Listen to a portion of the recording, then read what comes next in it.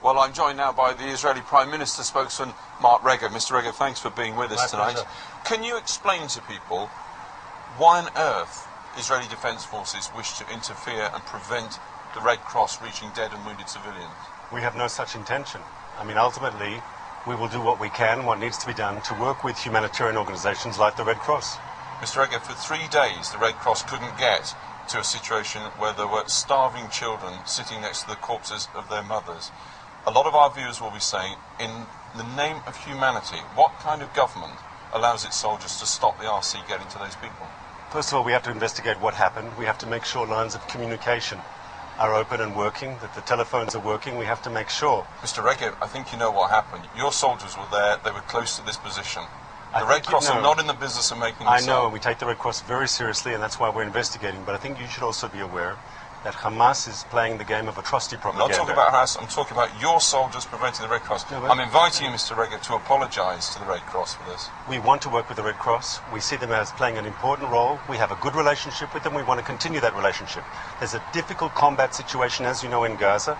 In spite of the difficulties, we want to work with the Red Cross and help them do their job. Mr. Regev, the Red Cross had to walk 1 kilometre to reach these people. Your soldiers prevented them getting their ambulances in. Your soldiers forced the Red Cross to get these people out, starving children, on a donkey cart. In the name of humanity, what is Israel doing? I want to be clear here. It's a difficult combat situation. You know that. People are getting killed. Our soldiers are under constant fire. We have to work despite that difficult situation, it's incumbent upon us to work effectively. No, this will not do. Your soldiers were not under fire How do you know that, sir? How do you know that? 3 days my soldiers were not under fire? I'm not talking about 3 days. The Red Cross knows that my soldiers were under fire. They went in there to rescue those people. They were not under fire. At that particular time, but maybe many situations were. Maybe they were in danger. You don't know this. Your sources here, I'm saying they're good sources, but they're only giving part of the picture.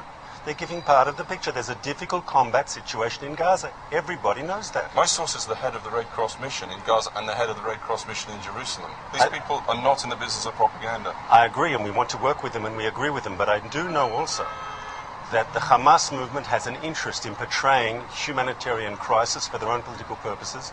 We want to work with the international community, with the Red Cross, as best we can in a difficult situation to alleviate this sort of hardship. The Red Cross is saying that trust has broken down. Israel, almost alone globally, appears not to recognise the neutrality of the Red Cross.